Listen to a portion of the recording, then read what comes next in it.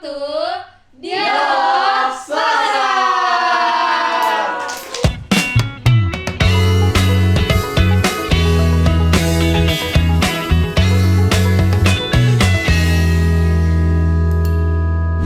Oke, halo semuanya, kembali lagi ke Dialog Sasar. Kali ini kita akan berbincang dengan Om Chandra Darsman, salah satu musisi legendaris di Indonesia. Sebelumnya perkenalkan dulu, saya Balthazar Ardel, kebetulan mahasiswa Ilmu Ekonomi angkatan 2020. Dan sudah bersama saya Om Chandra Darsman. Selamat pagi Om. Selamat pagi, Bung Baltas. Apa kabar? Terima kasih Baik, atas kedatangannya Om. ke rumah saya. Oke, jadi hari ini kita akan membahas lebih lanjut dengan topik menimbang regulasi, mencari keadilan dan kesejahteraan industri musik di Indonesia. Sebelum masuk lebih dalam, aku mau perkenalkan diri dulu. Kenapa saya bisa jadi moderator di sini? Oke. Jadi kebetulan saya emang udah alumni dari FEB angkatan 2020 dan dulu sempat aktif di Departemen Kastrat. Dan kenapa saya ditunjuk sebagai moderator? Karena kebetulan untuk tugas akhir skripsi saya membahas terkait mengukur tingkat kesejahteraan seniman dan faktor-faktor apa saja yang mempengaruhinya. Gitu. Nanti mungkin kita bisa Topiknya bahas keren lebih banget, lanjut lagi, Baltas. Om. Dapat ide dari mana tuh? Emang passionnya di situ ya? Idenya saya lupa dari mana, Om, tapi ya memang waktu Kegemaran nyusun passionnya skripsi ya? Oke. mau milih topik yang sesuai Keren. passion. Oke, sekarang udah sama Om Chandra. Om Chandra ini bukan pendirinya Just Goes to Campus. Jadi kalau teman-teman FE udah pasti familiar dan sekarang aktif di AMI, Om, Anugerah Musik Indonesia Iya. dan FESMI. Ya, jadi saya dapat amanah menjadi Ketua Anugerah Musik Indonesia yang memberikan penghargaan kepada musisi yang berprestasi 1 tahun ke belakang. Yap. Dan sekarang saya pembina FESMI, Federasi FESMI. Serikat Musisi Indonesia. Mm-mm. Tadinya saya ketuanya, tapi sekarang diganti oleh Yofi Widianto. Nah, dari latar belakang tersebut, sekiranya nanti lebih jauh kita akan ngebahas spesifik untuk kesejahteraan para musisi di industri musik Indonesia. Oke, mulai dari yang pertama nih dulu. Kalau diskusi kan pasti selalu dilandasi dengan background situasi sekarang. Kalau dari Om Chandra sendiri ngelihatnya landscape-nya seperti apa sih Om untuk kesejahteraan para musisi di Indonesia? Apakah memang sudah cukup baik atau justru sangat mengecewakan, sangat memprihatinkan? Kalau Om Chandra sendiri ngelihatnya seperti apa? Ya, secara umum kita bisa menarik observasi ya, bahwa memang kalau bicara industri musik atau musik secara umum, itu yang sukses tuh hanya segelintir ya. Oke. Tapi suksesnya hebat banget Hebat suksesnya banget. gitu ya, bisa memiliki pendapatan sampai puluhan juta ya, ratusan juta. Tetapi itu hanya tip of the iceberg kan ya. Sisanya 90% sisanya itu struggling.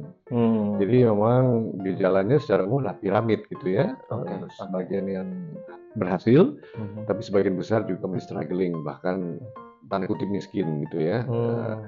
Nah ini adalah fenomena dunia tanda kutip entrepreneurship. Karena Oke. musisi itu entrepreneur sebenarnya ya. Kan dia tuh bukan pegawai ya.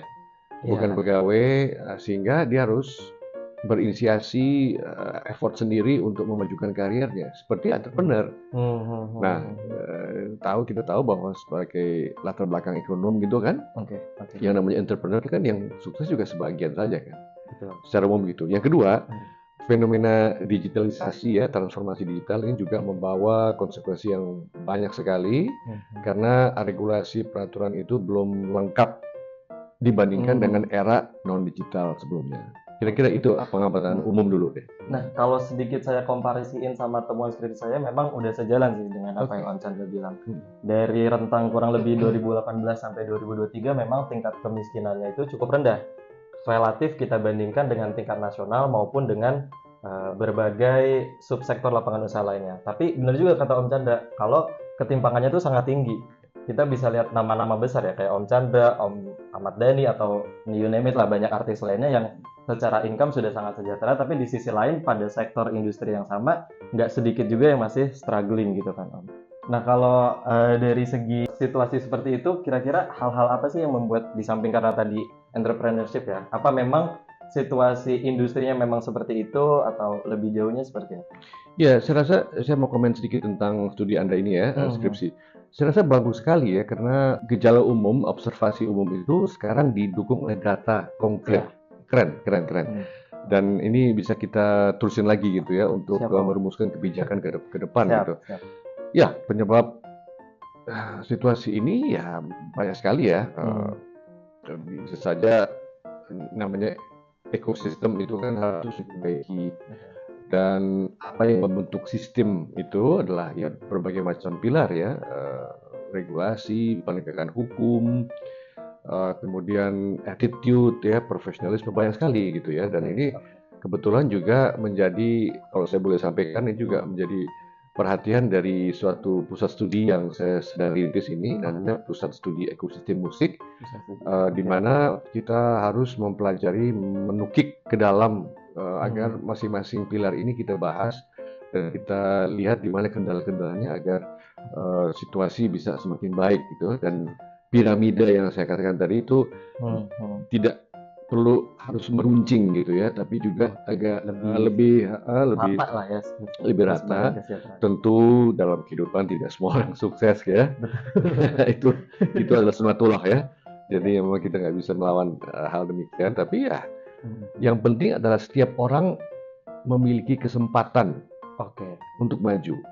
Nah, kesempatan itu harus didukung oleh ekosistem yang semakin baik. Aku mau masuk tadi Om Chandra sempat singgung dikit soal kemajuan teknologi, keterbukaan media yang sekarang tuh kita aksesibilitas terhadap apapun semakin gampang. Iya. Mau belajar musik, basic dari YouTube juga bisa, mau publikasi karya juga opsinya semakin luas. Kalau dari situasi yang sudah sangat berbeda dengan zaman dulu, menurut Om itu sangat berpengaruh nggak sih untuk membantu mensejahterakan musisi atau justru menjadi challenge yang mempersulit mereka untuk berkompetisi? Dua sisi, ya. Jadi benar bahwa kesempatan untuk menggapai dunia global semakin terbuka. Betul. Dari kamar Aksesibilitasnya jadi lebih gampang. aksesibilitas, kita dari kamar tidur bisa bikin produksi, kita bisa mengedarkan karya kita ke seluruh penjuru dunia karena digitalisasi, karena melalui platform-platform yang ada itu, ya kan? Tetapi lagi-lagi namanya suatu sistem baru, ekosistem baru itu juga muncul parasit-parasit baru. Oke. Apa yang saya maksud dengan parasit? Parasit adalah hal-hal yang mengganggu lancarnya ekosistem ini. Apa? Ya, sekarang ada saja orang-orang yang iseng, tanda kutip, mengambil karya orang lain, ya, terus dia ngupload, terus mengakui dirinya sebagai penciptanya atau performernya. Ini kenapa dimungkinkan? Karena para platform ini tidak melakukan pengecekan bahwa ini benar karya kamu, ini benar nama kamu itu, ya. Dan ini memang nggak bisa disalahkan gitu, karena platform itu nggak mungkin bisa ngecek sebelum diupload suatu karya itu benar-benar punya batas atau tidak, atau punya saya atau tidak, nggak mungkin. Betul. Jadi di samping kesempatan yang terbuka luas untuk karyanya itu disebarluaskan, bersama dengan itu juga muncul kendala-kendala dan tantangan tadi. Nah, disinilah masuk peran regulasi. Nanti kita bakal bahas lebih jauh lagi soal regulasi, tapi aku mau hold di kesejahteraan dulu nih. Oke. Balik lagi ke skripsi, dari salah satu temuan saya, yang paling berpengaruh terhadap probabilitas seniman atau juga musisi untuk bisa sejahtera itu salah satunya adalah pendidikan. Meskipun dari data yang saya uji itu nggak spesifik pendidikan musik atau jurusan-jurusan kesenian, lebih ke pendidikan formal. Ya udah S1 aja, SMA aja, pendidikan tinggi. Kalau Om Chandra sendiri ngelihatnya gimana Om? Seberapa besar sih pengaruh pendidikan untuk bisa bikin musisi? Iya, musisi Indonesia ya mungkin juga banyak di luar negeri itu autodidak ya. Ya. Bukan berarti bahwa kita nggak usah belajar musik, bukan. Ya. Tapi kebanyakan atau banyak lah ya musisi Indonesia itu autodidak. Katakan ADMS, seorang konduktor yang luar biasa, ya itu autodidak. Tapi kita nggak bisa bilang bahwa itu ADMS nggak pernah mengecapi pendidikan formal tuh bisa sukses tuh. Ada gejala gitu, ada fenomena gitu ya, luar biasa kan. Tapi sebaliknya ada yang sudah doktor gitu ya musik ya. Tapi secara industri, secara ini nggak dikenal gitu karyanya. Ini menarik ya. Jadi kita harus memang bahas tersendiri nih. Tapi sekarang tuh ada yang namanya sertifikat kompetensi untuk musisi, untuk seniman musik. Seniman musik. Ya. Memang ini baru awal-awal dan ini saya rasa ada bagusnya ke depan ya agar supaya para musisi itu memiliki sertifikat untuk mempermudah dia mencari kerjaan. Oke. Katakan kalau di kafe-kafe gitu. Hmm. Saat ini nggak ada kafe yang bilang mana sertifikat kamu, nggak ada, Betul. belum ada, belum ada. Betul. Tapi di ASEAN, dalam lingkungan ASEAN itu sudah ada 9 profesi Heeh. yang menghendaki harus menunjukkan sertifikat kalau kita mau kerja di negara sesama ASEAN. Misalnya akuntan, dokter, Oke. perawat, surveyor, Heeh. apalagi itu ada 9 gitu. Resmi. Ya, jadi kalau kita mau kerja sebagai dokter di Hmm. Malaysia atau di mana harus menunjukkan sertifikat kompetensi. Oke. Nah, belum menjangkau musik, belum. Hmm. Saya katakan belum, tapi mungkin ke arah sana. Jadi kembali ke pertanyaan tadi, Yap. ya edukasi itu akan menunjang ya perolehan sertifikat kompetensi tadi. Tapi apakah jaminan untuk mencari kerja? Nah itu Beda kita lagi. lihat ke depan. Jadi ini luas topiknya. Oke. Berarti kalau memang mau jadi musisi bukan berarti cabut sekolah, nggak tetap harus pendidikan formal penting Itu juga. akan menunjang ya dan menunjang. Oke. Terutama gini, kalau musisi itu kalau ada konser asing gitu ya, kalau konser asing datang ke sini, artis asing gitu, mereka minta seorang pemain trompet yang bisa baca not Oh, nopal. balok misalnya, ya, atau konduktor yang ini handal. Nah ini kalau tidak ditunjang oleh pendidikan, ya nggak bisa dipekerjakan gitu kan.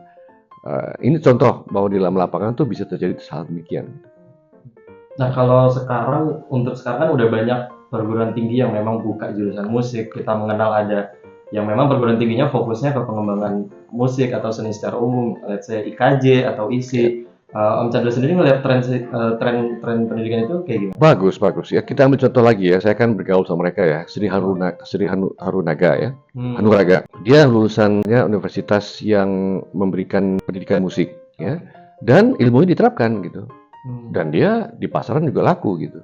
Ini contoh terkait kedekatan antara hasil pendidikan dengan suksesnya seseorang. Jadi ada kaitan itu. Pasti ada. Karena ya dengan kita belajar not balok, kita belajar komposisi, kita belajar aransemen itu akan menambah tools untuk perbendaharaan ilmu untuk diterapkan secara. Aminata Kosin juga contoh lain. Dia seorang lulusan Berkeley dan sekarang dia memang arranger yang banyak dipakai orang gitu kan. Jadi Indra Lesmana misalnya, ya dia juga belajar di Australia, gitu kan. Dan dia juga ya tentunya karena keluarganya juga memang musisi ya, almarhum Om Jack Lesmana. Juga salah bukti bahwa pendidikan itu juga menunjang kesuksesan. Even seni. Tapi seperti saya bilang tadi, ada juga yang banyak yang autodidak, yang juga sukses gitu. Jadi variability-nya itu emang variasi kasusnya macam-macam. Namanya seni. Oke. Satu lagi yang menarik dari skripsi saya, temuannya ya Om, itu hal yang berpengaruh juga itu dari aksesibilitas kredit atau permodalan untuk bisa berkarya. Meskipun kalau sekarang memang kita lihat ya kita ngerekam pakai HP pun udah bisa mempublikasikan karya kita. Kalau Om Chandra sendiri ngelihatnya penting banget gak sih untuk punya aksesibilitas kredit itu atau punya akses ke modal biar kita bisa menghasilkan karya? Modal kan salah satu faktor produksi ya. Kan sebagai anak ekonomi kita kan tahu ya bahwa factors of production itu salah satunya adalah modal ya. Tapi saya selalu ngambil anekdot begini gitu ya. Suksesnya seseorang tuh tergantung dari 5 O. Pertama ya adalah ongkos. Kedua, otot ya, harus kerja keras ya. Ketiga adalah originalitas ya, harus original gitu ya. Kemudian harus ada otak, harus pintar. Yang kelima tentunya ora, yaitu doa dalam bahasa Latin. Jadi 5 O ini selalu saya angkat ya dalam secara anekdot ya. Salah satunya ongkos tadi kan modal ya. Modal ya. Tapi ada 4 lain yang harus dikejar. Jadi penting modal itu, tapi termasuk salah satu dari faktor-faktor sekian banyak faktor lainnya. Jadi cukup penting juga itu. Penting dong. Kita kuat 4 lainnya pun juga. Iya, tetap perlu ongkos gitu kan, modal. Ya. Nah, dari premis yang udah dibuktikan dengan skripsi dan bagaimana Om Chandra ngeliat ke lapangan, Om ada pesan nggak untuk orang-orang yang mau jadi musisi itu? Ya harus siapin ini, harus belajar lebih tinggi, pendidikan formal itu wajib. Iya, seperti halnya semua profesi lah ya, harus ada grade ya, harus ada tekad, tetapi juga harus ada kejujuran gitu, bahwa kalau Anda merasa bahwa juga bakatnya kurang ya, harus evaluasi gitu ya. Oke. Tapi harus percaya diri bahwa kalau memang keyakinannya tinggi, ya perjuangkan gitu kan, kerja keras. Ya nggak ada rumusnya tanpa kerja keras tuh nggak ada ya. Bisa aja orang menang lotre gitu kan. Itu sih satu di antara sejuta kemungkinan ya. Tapi tetap aja kan di semua profesi kita harus kerja keras, attitude yang benar gitu kan. Terus selalu terbuka dengan perubahan gitu ya. Jadi ini rumus umum kan ya, formula umum yang kalau mau sukses gitu. Terkait lotre Om, ini kan berarti soal keberuntungan. Keberuntungan, betul. Namanya hidup tuh pasti juga Oh ya, perlu keberuntungan. Iya. Apapun pekerjaannya. Iya. Di musik sejauh apa Om pentingnya keberuntungan? Ya, keberuntungan itu saya anggap seperti ini. Karier saya di awal-awal itu banyak sekali kejadian-kejadian yang seperti halnya ada orang yang membukakan pintu buat saya gitu. Orang-orang seperti Guru Soekarno Putra yang membukakan pintu untuk saya bisa membuat orkestrasi. Ya, Mas Guru lah yang memberikan kesempatan buat saya untuk membuat orkestrasi lagu-lagunya dia. Dan alhamdulillah diterima dengan baik. Tapi lagi-lagi kalau saya melihat hikmahnya, tanpa beliau membukakan pintu kesempatan itu, saya mungkin nggak sempat membuat orkestrasi gitu. Pintu lainnya, Om Jack Lesmana almarhum, beliau yang membukakan pintu saya untuk saya bisa tampil di panggung jazz. Ya, jadi keberuntungan yang saya amati itu di setiap orang itu lain-lain kan. Bentuknya adalah mereka-mereka, lingkungan kita, keluarga, teman, kenalan yang bisa memberikan kesempatan, membuka pintu kita supaya bisa naik tahap demi tahap tangga karier. Ya, artinya seberapapun besar keberuntungannya kan tetap harus diikuti dengan kerja keras. Jelas. Tanpa kerja keras ya Iya. mau bisa apa juga. Nah, sekarang kita mau bahas lebih lanjut nih Om, soal law, undang-undang atau hukum yang melandasi. Kenapa? Karena sejauh diskusi ini saya melihatnya sebenarnya untuk model musisi bisa sejahtera, bisa sukses, di samping kemampuan dan skill adalah juga jaminan atas aset yang dia punya.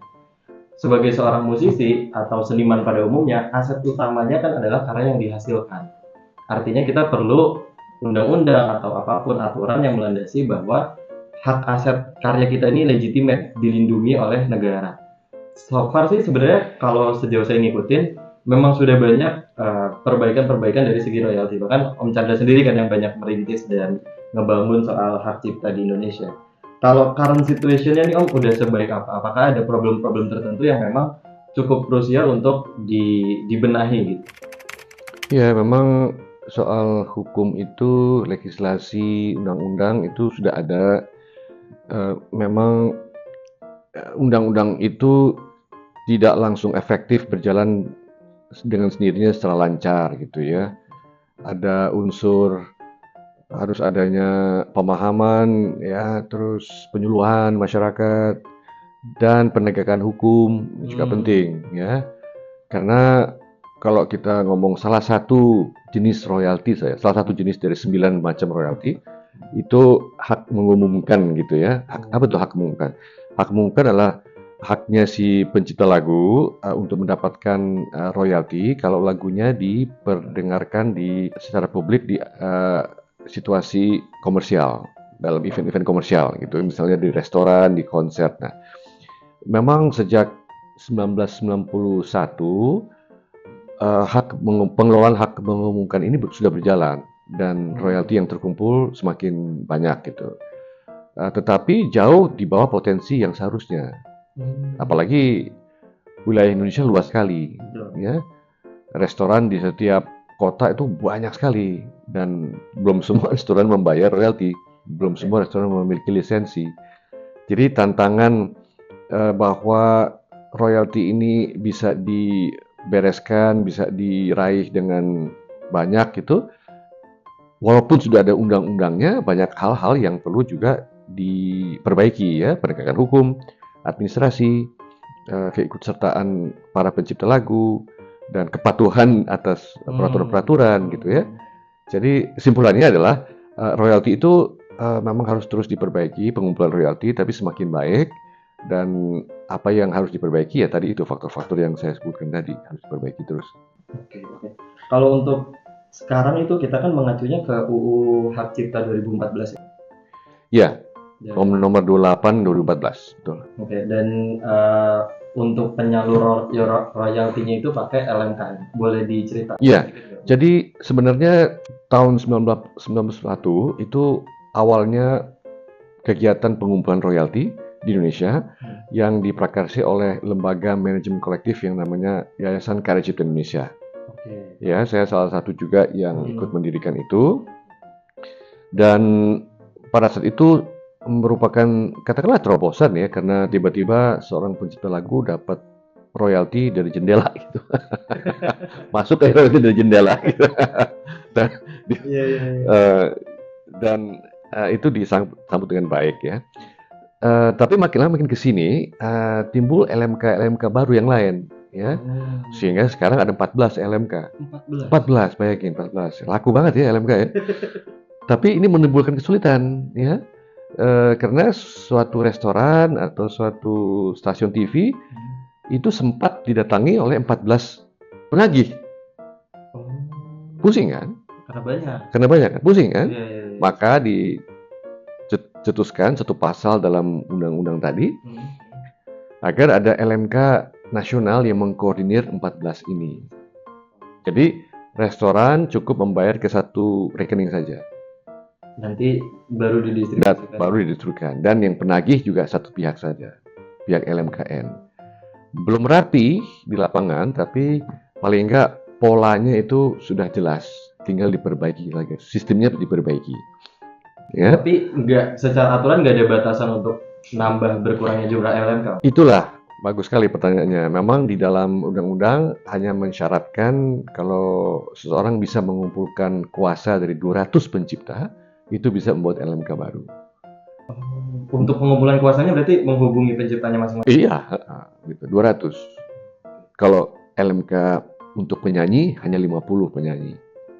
Ya, jadi gampang sekali, terlalu gampang tanda kutip ya untuk membuat LMK gitu. Ini sebenarnya pembelajaran dari kita semua bahwa undang-undang yang 2014 itu sebaiknya diperbaiki lagi, direvisi agar tidak dengan mudah membuat LMK seperti buka warung Tegal gitu.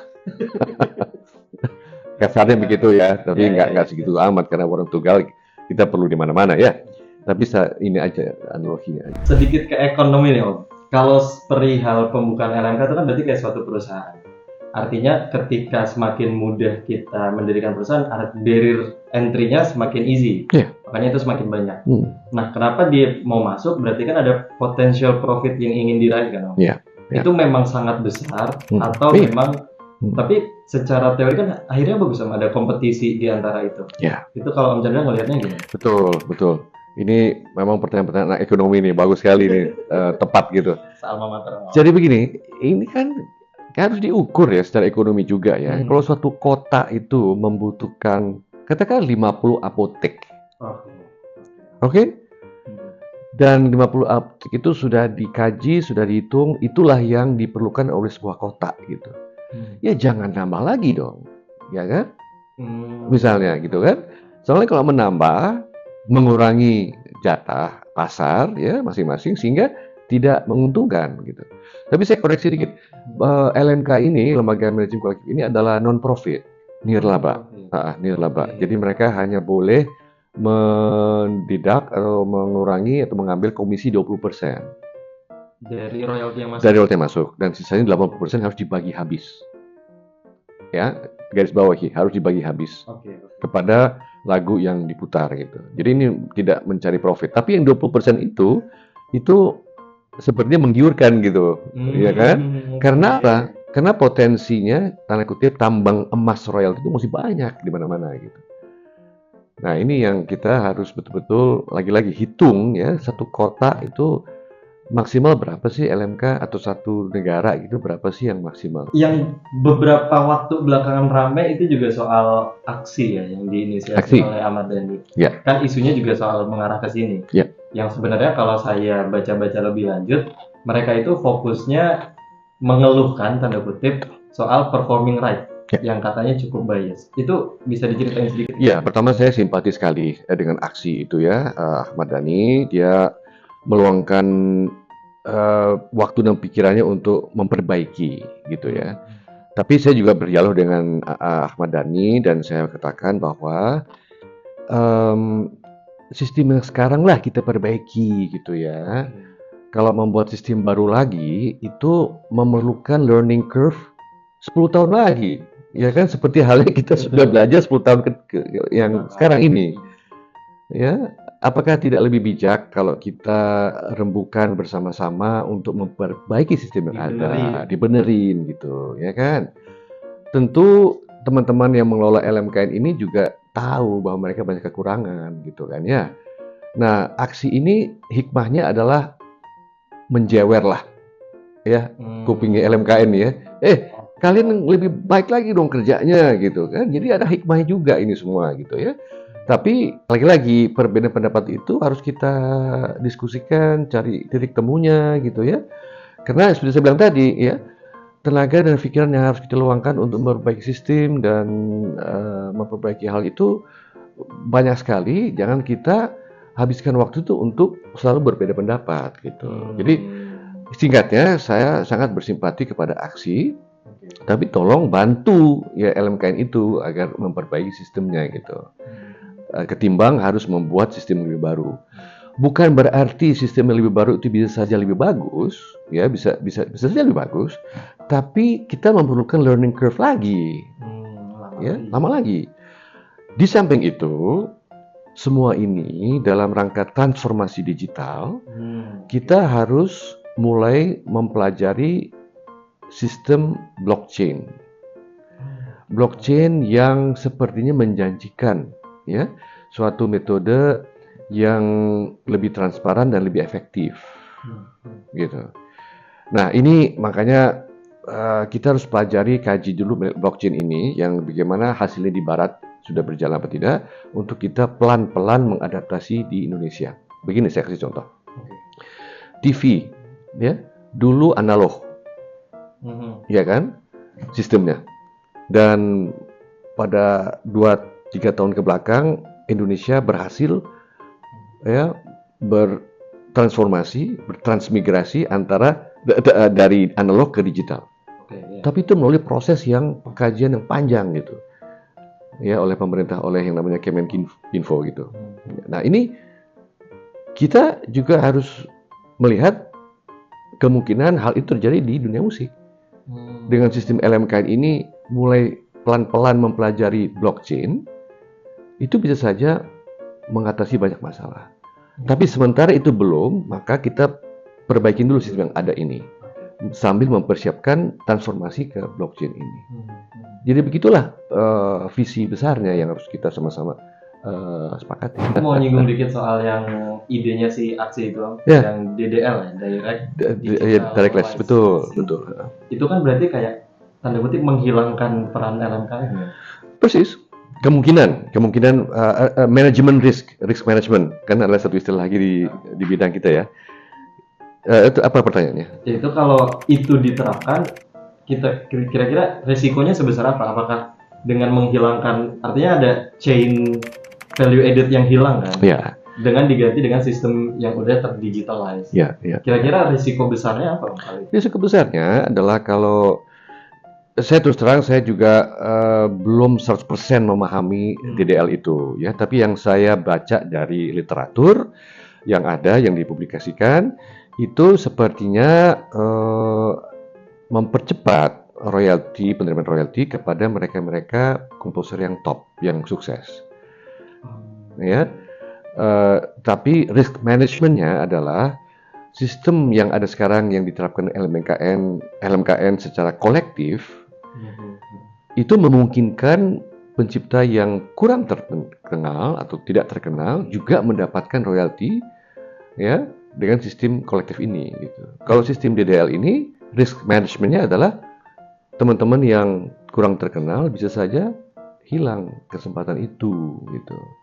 Di satu pihak mungkin para pencipta top akan dapat lebih besar, tapi di saat yang bersamaan mungkin saja yang kurang top ini malah tidak dapat sama sekali gitu.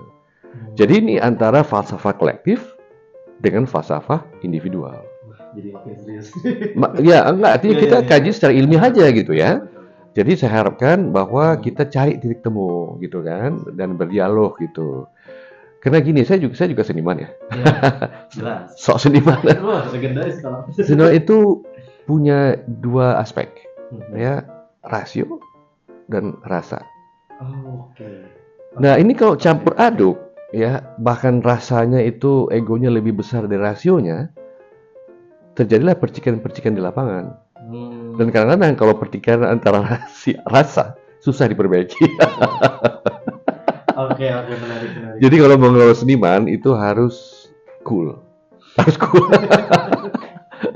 Harus cool antara rasio ya dengan rasa. Mhm. Kita harus apa istilahnya, kalau istilah Yofi Widianto harus soft. Harus. Harus soft. Ini agak menyimpang ya. Iya, nggak apa-apa. Masih. Tapi belajar ilmu ekonomi juga banyak faktor non ekonomi kan ya. Betul. Justru kadang dalam menganalisis suatu kejadian, suatu peristiwa, bahkan faktor-faktor di luar ekonomi itu memainkan peranan yang nggak kalah besarnya dengan faktor. Nah, oke, tadi kita bahas soal sistem penjalanannya atau manajemen dari si LMK-nya. Dari penegakan hukumnya, Om. Kalau ada pihak-pihak yang memang dia melanggar atau nakal, nggak bayar royalti, nggak berkomunikasi dengan LMKN, nggak minta izin ke penciptanya, itu secara penegakan apakah udah ada hal-hal yang sangat mengikat atau masih sangat bebas aja gitu kesadaran masing-masing? Iya, jadi kalau soal ini penegakan hukum dalam hal pengumpulan royalti, katakanlah live concert gitu ya, itu terus terang aja ya kita buka aja gitu bahwa IO itu kadang-kadang nggak mau bayar gitu ya, nggak bayar royalti gitu, konser jalan aja gitu. Jadi harus ada sistem sebelum ada konser tuh mereka urus dulu lisensinya. Nah ini harus regulasi gitu kan. Ada satu prosedur untuk mendapatkan izin konser harus melalui pengurusan lisensi musik dulu gitu. Iya kan, dicegat dulu gitu, bayar dulu royaltinya gitu kan, baru konsernya diberikan izin gitu. Untuk peraturan yang sekarang belum mengikat seperti itu? Belum gitu. Ini itu salah satu pengembangan yang bisa di. Iya. Oke. Ya, seru. Oke, nah kita agak sedikit generalisir ke arah yang lebih umum ya soal hak cipta. Isu-isu seperti ini tuh spesifik terjadi di industri musik aja atau sebenarnya di sektor kesenian lainnya juga seperti itu? Ya, kalau bicara soal lembaga manajemen kolektif, ya suatu administrasi atau organisasi yang dibentuk untuk mengumpulkan royalti, tidak semua jenis seni ada LMK-nya. Yang ada di musik, kemudian itu pun di musik ada untuk lembaga untuk penciptanya, untuk penyanyinya, dan untuk produsernya gitu, LMK-nya. Selain itu ada LMK atau mekanisme pengumpulan royalti ini untuk literasi, untuk buku.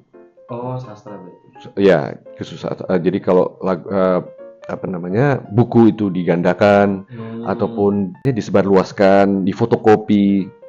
Nah ini ada lembaganya khusus LMK, sudah ada sekarang namanya PRCI yang berupaya untuk mengumpulkan royalti kalau buku itu difotokopi di mana-mana, baik di kampus maupun di tempat-tempat fotokopi maupun di digital di internet juga gitu disebarluaskan ya. Kemudian juga ada LMK di bidang ini seni rupa. Jadi kalau lukisan misalnya ya, lukisan dibeli oleh galeri, terus galeri itu menjualnya kembali ke pihak lain, secondary sale gitu, itu si pelukisnya harusnya bisa dapat royalti. Jadi tidak di semua bidang ada administrasi LMK, hanya bidang tertentu saja. Gitu. Nah kalau untuk tadi saya udah sedikit nyebutin angka, kalau di targetnya di 2024 itu 120 miliar. Tadi Om Chandra sempat ngasih update kurang lebih currently di 60 miliar. Ya. Possible nggak untuk nyampe target? Saya rasa enggak ya, tapi mungkin lebih naik lagi sampai akhir tahun masih mungkin ya, karena ada beberapa pengguna, banyak pengguna yang pending, udah komit, ya, tapi belum melaksanakan pembayaran gitu. Nah, mungkin ini bisa naik lagi, tapi rasanya untuk mencapai 120 itu agak sulit kayaknya. Tapi nggak apa-apa, ini juga kan effort ya, dan ada perkembangan ya kita nilai lagi gitu. Apakah isu-isu di tengah jalan berantem antara musisi terus penolakan IO itu mengganggu ini, kita nggak tahu. Mungkin saja iya, mungkin tidak. Karena ini juga menyebar kan, ya para IO, para pengguna melihat, oh para musisi pada berantem nih, gue ntar lu deh, nggak usah bayar lu deh. Lihat jelasnya dulu lah. Lihat jelas dulu gitu kan, transparansinya Iya, iya. mana gitu kan. Nah ini mesti kita perbaiki gitu kan. Om Chandra ini kan lama di UN kan Om, yang lembaga di bawah PBB, kurang lebih 19 tahun ya? 18 tahun. 18 tahun. Itu berarti Om Chandra kan ngerti banget soal royalti sedunia. Perkembangannya di negara maju seperti apa, perkembangannya di Indonesia seperti apa. Itu ada gap yang sangat jauh nggak sih Om? Karena kalau kita lihat industri lain kayak sport misal, Indonesia dibandingin negara maju yang lain kan sangat jauh. Kalau dari segi industri musik, musisi, spesifik untuk royalti, ada gap seperti itu juga? Iya, jadi memang kebetulan saya dapat kesempatan lah ya untuk bekerja di luar negeri di lembaga PBB yang namanya World Intellectual Property Organization (WIPO) yang bermarkas di Jenewa, dan saya juga sempat di Singapura untuk kantor regionalnya. Ya, saya mendapat kesempatan, alhamdulillah mengamati perkembangan di luar negeri bagaimana. Ada yang sukses ya di negara-negara maju ya untuk soal pengumpulan royalti ini. Ada juga yang lebih parah dari Indonesia gitu ya. Sesama ASEAN juga ada yang lebih parah gitu. Ya, jadi memang gap dari performance lembaga manajemen kolektif di negara maju, di ASEAN, di Indonesia itu memang cukup besar ya gapnya. Kita aja di Indonesia ini masih kalah dengan Malaysia, dengan Singapura gitu ya pengumpulan royaltinya. Hal ini mesti dikaji gitu ya, agar supaya jangan ketinggalan dong gitu kan.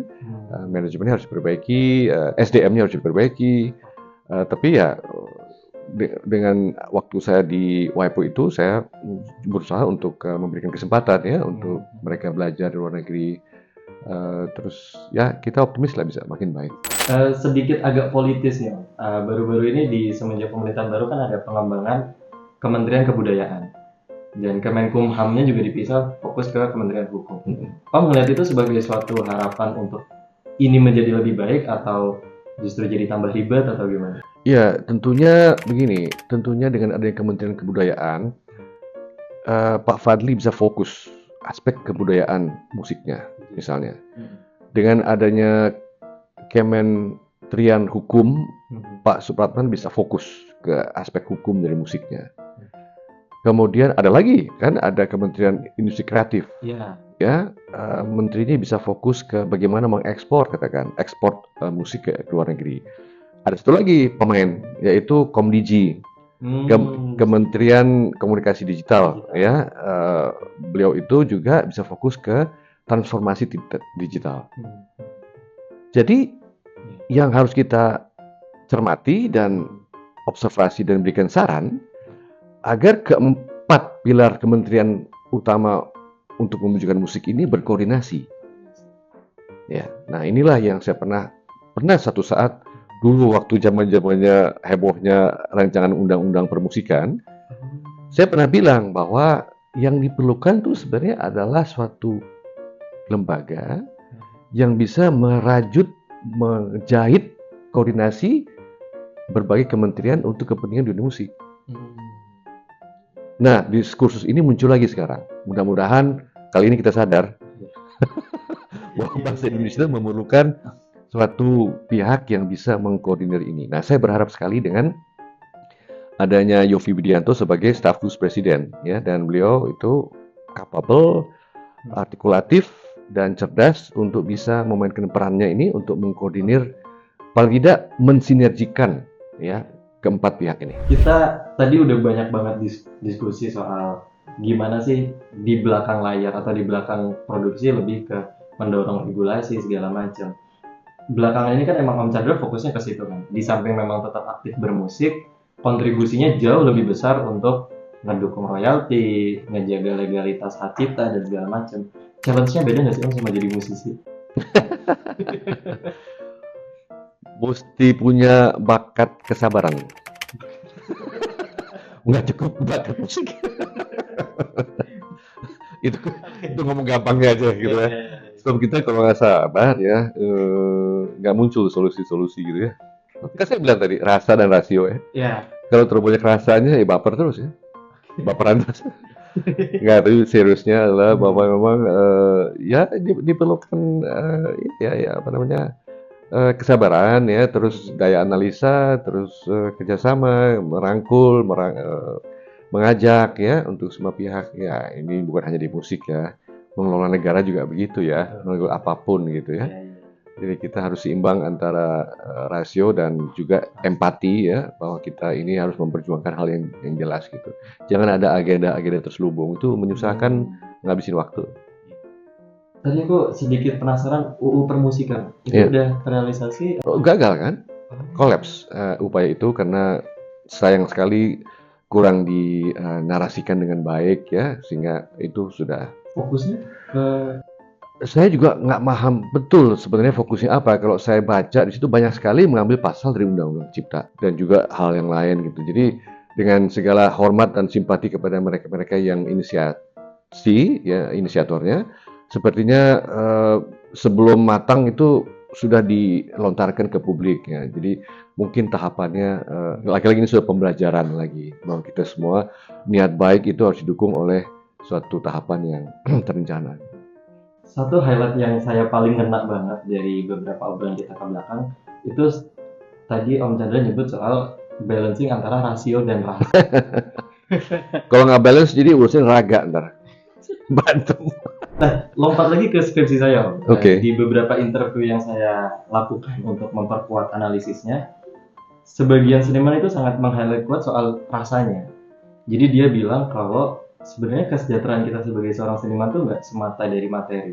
Jelas itu kita perlu untuk kebutuhan bertahan hidup, untuk memenuhi standar kesejahteraan. Tapi di sisi lain kita punya sisi lain dari kesejahteraan yang menurut mereka yang saya interview itu jadi keunggulan mereka, yaitu happiness dalam bekerja. Mereka tuh senang banget ya melakukan pekerjaan yang emang dari rasa suka, dari rasa hati mereka untuk berekspresi segala macam. Kalau Om Chandra ngelihatnya gimana? Betul sekali. Makanya saya mau menerima amanah sebagai Ketua Anugerah Musik Indonesia. Ini logonya nih. Baru kemarin ya, Pak? Baru kemarin kita menyelenggarakan yang tahun ke-27. Betul sekali. Ya, jadi bukan hanya semata-mata materi ya yang ingin dicapai oleh musisi, tapi juga kebahagiaan ya non materi. Nah itu dalam bentuk penghargaan. Kan AMI itu kan memberikan penghargaan non materi kepada seniman musik yang berprestasi selama setahun kebelakang. Dan ini melengkapi upaya kebahagiaan tadi gitu. Diakui oleh suatu lembaga yang anggotanya 2000 memilih lagu yang terbaik, penyanyi terbaik, album terbaik, tim produksi terbaik ya, 62 kategori. Dan alhamdulillah ya masih relevan AMI itu selama 27 tahun ya. Karena memberikan tadi penghargaan non materi agar supaya mereka bahagia karena diakui oleh masyarakat musik. Nah, dari salah satu rasa yang dihasilkan ketika berkarya, itu kan kesenangan dalam menyampaikan ekspresi dan kesenangan ketika diapresiasi. Yang diapresiasi udah ada AMI, termasuk juga royalti yang kita terima. Dalam menyampaikan ekspresi nih dari karya seni, itu rasanya kayak gitu. Saya nggak pernah bikin lagu, saya cuma ngedengerin. Dan menurut saya ketika kita menikmati suatu karya seni, yang paling bisa kita nikmati adalah rasa yang berusaha disampaikan. Dari panjangnya perjalanan Om Chandra bermusik, rasanya itu seperti apa? Ya, saya memang dari dulu sih passionate ya terhadap profesi musik ya. Dan ya saya pikir profesi musik itu harus diperjuangkan ya, harus diangkat gitu ya. Saya juga aktif waktu di FESMI itu kan untuk memperjuangkan hak profesi musisi ya. Jadi ini kan urusan dengan Kementerian Ketenagakerjaan. Ini satu lagi tuh. Satu lagi kementerian lagi tuh. Tenaga kerja untuk memastikan hak-hak profesi musik gitu. Kalau kerja di kafe, jam kerjanya, upah minimumnya, BPJS-nya, itu harus diperjuangkan gitu kan. Nah ini FESMI sedang perjuangkan itu. Ya. Jadi kembali ke pertanyaan tadi, ya itu bahwa kita harus mengupayakannya gitu, nggak bisa dikasih begitu aja pemerintah gitu kan. Kita harus mengupayakan, harus berserikat, harus berorganisasi gitu. Jangan nggak perlu berjuang sendiri gitu, harus ada organisasinya, profesinya. Progresnya sejauh apa? Kita pernah memberikan satu dokumen kepada Kementerian Tenaga Kerja yang lalu ya, dan kita mengharapkan kementerian sekarang atau menteri sekarang juga membantu menjadi pihak yang mempertemukan antara pengusaha dengan musisi dalam suatu kebijaksanaan atau perjanjian tripartite. Ya, pengusaha, buruh, seniman musik ya, tanda kutip, pekerja musik dan pemerintah sebagai katakanlah wasit lah gitu. Nah ini belum sampai situ. Saya selalu katakan ada 10 tahap, kita baru sampai 4. Masih ada 6 lagi. Nah ini jelas arah perjuangan dari FESMI ya, dari para musisi untuk bergabung untuk mengupayakan 6 langkah ke depan lagi. Respon pemerintah? Positif. Kemarin saya juga ketemu dengan BNSP, ya Badan Nasional Sertifikasi Profesi, juga akan membantu kami untuk berdialog lagi dengan Menteri Tenaga Kerja agar 6 langkah sisa ke depan ini harus kita perjuangkan. Dari industrinya juga Pasti mendukung. Oke, itu udah panjang banget Om diskusi kita hari ini. Bisa bikin tesis dokter nih ya? Insya Allah nanti kita lihat ke depannya. Atau S2, S3. Amin. Doanya aja. Sebelum kita akhiri, mungkin ada satu closing statement dari Om Chandra soal diskusi kita hari ini, kesejahteraan musisi, kesenangan, rasa yang disampaikan dalam berkarya. Singkat aja, ya nggak tidak cukup kerja keras ya, tapi juga harus kerja analitis, tersistematis ya, pengkajian ya seperti dilakukan oleh Bung Baltas ya. Saya senang sekali kedatangan ini dan dialog kita, dan mudah-mudahan kita bisa berlanjut dan Anda bisa mendukung PSM, Pusat Studi Ekosistem Musik, untuk memperbaiki musik Indonesia ke depan. Oke. Mungkin itu diskusi podcast kita hari ini. Kedepannya semoga industri musik menjadi lebih baik, perlindungan atas hak cipta, royalti bisa terus membaik, kesejahteraan semakin terjamin untuk semakin baiknya industri kreatif, industri musik di Indonesia. Oke, mungkin sekian. Terima kasih banyak Om. Terima kasih. Thank you. See you.